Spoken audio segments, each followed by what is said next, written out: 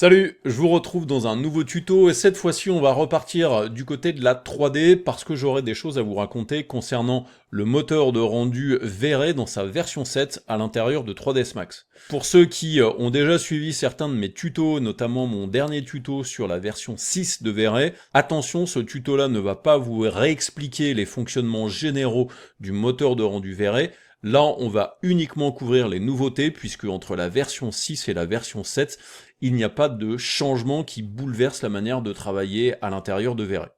La liste des nouveautés donc dans V-Ray 7, ça va être la possibilité d'importer les fichiers que l'on appelle Gaussian Splats, donc c'est les nuages de points. C'est des choses qui peuvent être intéressantes d'utiliser lorsque par exemple vous voulez récupérer très rapidement un environnement qui aurait été scanné par exemple, transformé en nuage de points. Ça a ses avantages et ses inconvénients et on en parlera à l'intérieur de ce tuto. Ensuite, nouveauté aussi, les luminaires V-Ray, ça c'est des lumières que vous allez pouvoir trouver à l'intérieur de la bibliothèque Chaos. Gros avantage de ça, c'est que ça inclut à la fois la géométrie de la lumière, mais aussi l'éclairage. Donc beaucoup plus pratique pour les utiliser à l'intérieur de vos scènes architecturales. Concernant Chaos Cosmos toujours, cette fameuse bibliothèque dans laquelle vous allez pouvoir retrouver des géométries, des environnements ou des matériaux, on parlera des variantes, c'est la possibilité de récupérer sur une seule géométrie des variantes de saison, et c'est le cas sur certains végétaux par exemple. Au niveau des paramètres de rendu, la petite option Firefly Removal qui va vous permettre d'enlever les scintillements qui peuvent apparaître parfois, surtout sur des surfaces avec de la réflexion ou de la réfraction. On parlera aussi des améliorations qui ont été apportées au V-Ray Sun and Sky. Ensuite, concernant le V-Ray Frame Buffer, plusieurs petites choses. Vous avez la possibilité maintenant de faire des rendus régions avec des formes personnalisées. Vous allez voir que ça c'est extrêmement pratique. Et bien entendu, vous pourrez le combiner avec les formes classiques qui existent dans le V-Ray Frame Buffer. Ensuite, on parlera du vignettage à l'intérieur du Frame Buffer. Donc c'est un calque de post-prod que vous allez pouvoir ajouter avec pas mal de petits réglages. Ça va vous permettre d'avoir des effets de vignette un petit peu plus contrôlés que les vignettages classiques que l'on peut retrouver la plupart du temps dans certains moteurs de rendu.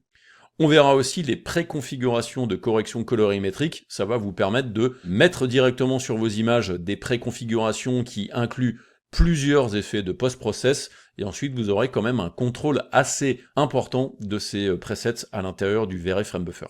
Ensuite, dans les petites choses intéressantes aussi, on va parler du Chaos Cloud Visite Virtuelle, donc la possibilité sans application tierce de créer des visites virtuelles à l'intérieur de vos rendus architecturaux.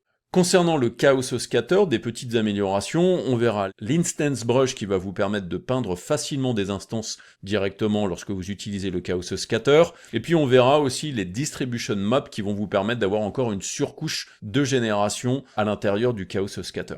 Pour finir, on parlera d'amélioration aussi concernant le rendu et certaines fonctionnalités, donc je vous en fais la liste un petit peu rapidement. Le V-Ray Lister qui a été amélioré, les exports de scènes, donc les V-Ray scènes qui sont un petit peu plus rapides, le V-Ray Profiler, et aussi concernant le rendu par carte graphique, donc avec le GPU, les supports maintenant des caustiques et des rendus GPU un petit peu plus rapides. Voilà globalement pour toutes les nouveautés ou améliorations dont on va parler à l'intérieur de ce tuto dédié au moteur de rendu V-Ray dans sa version 7 à l'intérieur de 3ds Max. Donc on va mettre V-Ray à jour et on se retrouve tout de suite dans 3ds Max pour traiter l'ensemble de ces nouveautés et améliorations. À tout de suite.